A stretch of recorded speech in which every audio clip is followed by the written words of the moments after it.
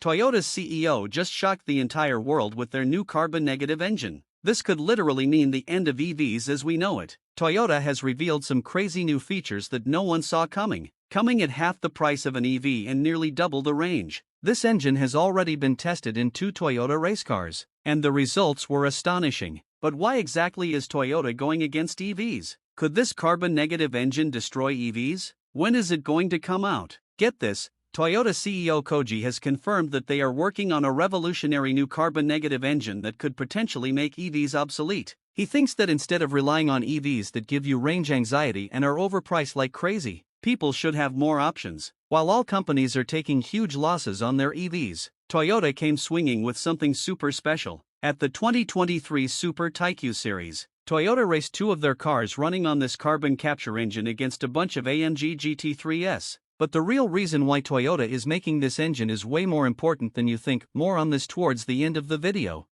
Toyota's testing prototype, known as the GR Corolla H2 concept, is fully powered by carbon capture technology, which is the greatest technological leap in the auto industry so far. Toyota has been on this journey since 2014, and they're not just tinkering around, they're on a full-blown quest to revolutionize how we think about fuel. And that first big feature? A system that captures carbon dioxide, or CO2, directly from the air as the car zooms around. Imagine that, a car that fights pollution while it races.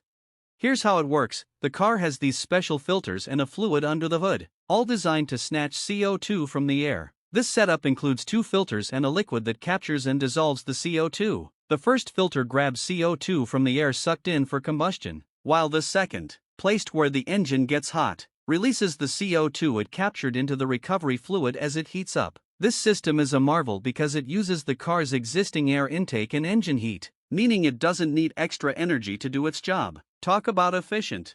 But wait, there's more. This isn't just about being eco-friendly. Toyota's carbon capture engines are about performance too. They're testing these engines in the toughest conditions, on the racetrack, to make them better, stronger, and ready for the road. Before I tell you about the crazy power figures and range on this engine, let's talk about how Toyota's alternative fuel journey has been going so far. For the entry-level hatchbacks we're talking about, imagine if Toyota put this engine in a sedan or an SUV, we could be looking at a number around 800 to 1,000 miles. In earlier designs, a big issue with such an engine was the weight. I mean, even BMW made a similar car. But fitting huge carbon capture tanks that are thick enough to keep something below freezing doesn't exactly sound lightweight. But Toyota has come up with their own tank made with a composite material, which is nearly 150 pounds lighter. After all these tweaks and improvements, Toyota's big boss, Akio Toyoda, who also races under the name Marizo, took it for a spin and clocked in times that were 2 seconds faster per lap compared to earlier in the year. And it's not just because he's been practicing his driving, it's a testament to how far this car has come, morphing into something that not only rivals traditional engines in performance but also does so using cleaner, greener energy.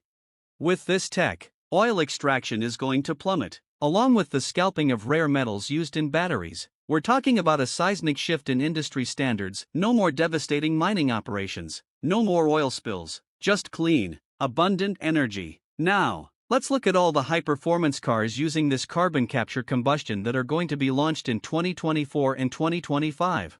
First, we have the Toyota Hilux Carbon Capture Plus. Toyota is developing a carbon-enabled model of the Hilux in the UK. This project aims to integrate a fully integrated fuel cell powertrain into the Hilux platform, utilizing second-generation fuel cell components. The vehicle will feature the same drivetrain as the Mirai, Toyota's hydrogen fuel cell car. The prototypes are expected to begin production in 2024 at Toyota's UK vehicle manufacturing facility in Burnaston, Derbyshire. It could reportedly come with 750 miles of range for starters and be priced just under $40,000. They're also working on a Toyota Corolla Sport with a carbon capture engine. Toyota has released some details about the engine used in its motorsports activities. The engine has a displacement of 1,618 cc and is an inline 3-cylinder turbo with an intercooler. All this definitely hints at one thing: Toyota wants to become anything but fully electric. If you're thinking about this as well, you're not wrong.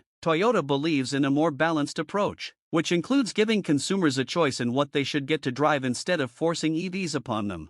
EV technology, particularly battery technology, is riddled with loads of problems. Despite advancements, many EVs still can't match the mileage you get from a single tank of gas in traditional cars. While some top models boast ranges over 300 miles, not every EV can keep up, leaving folks worried they'll run out of juice far from a charging point.